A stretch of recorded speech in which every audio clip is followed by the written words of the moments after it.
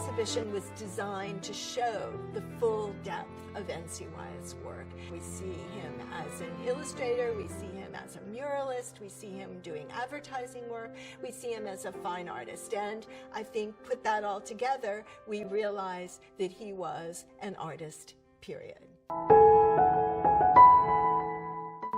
Star Wars creator George Lucas and Game of Thrones author George R.R. Martin have cited him as an influence on their work, helping them to imagine what an adventure story might look like.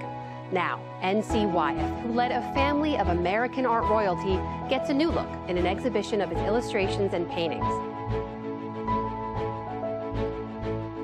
It was Robert Louis Stevenson who wrote the beloved adventure tale, Treasure Island.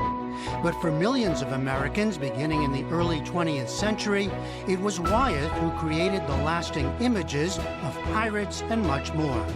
The goal here, to present a more well-rounded portrait of an artist who painted scenes of rural life here, but who remains best known for his book illustrations, the smaller reproductions of his large-scale paintings for such classic children's stories as Robin Hood, Last of the Mohicans, King Arthur.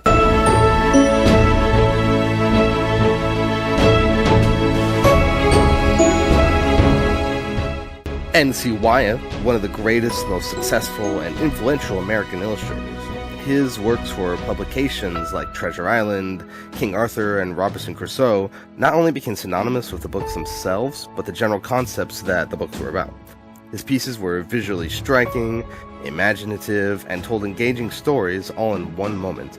And there's a key to these qualities in his work that some might not be aware of, something that I feel is the most important aspect of his work, and that's his mastery of composition. Wyeth himself recalled his first lecture from Howard Pyle about composition, and Pyle basically blew his mind with it, changed Wyeth's whole perspective.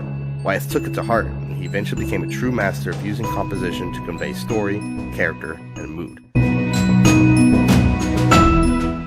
Wyeth was born in Needham, Massachusetts. An ancestor, Newell Wyeth, a stonemason, came to Massachusetts from England in 1645. His mother was acquainted with literary giants Henry David Thoreau and Henry Wadsworth Longfellow. His literary appreciation and artistic talents appear to have come from her. He was the oldest of 4 brothers. His varied youthful activities and his naturally astute sense of observation later aided the authenticity of his illustrations and obviated the need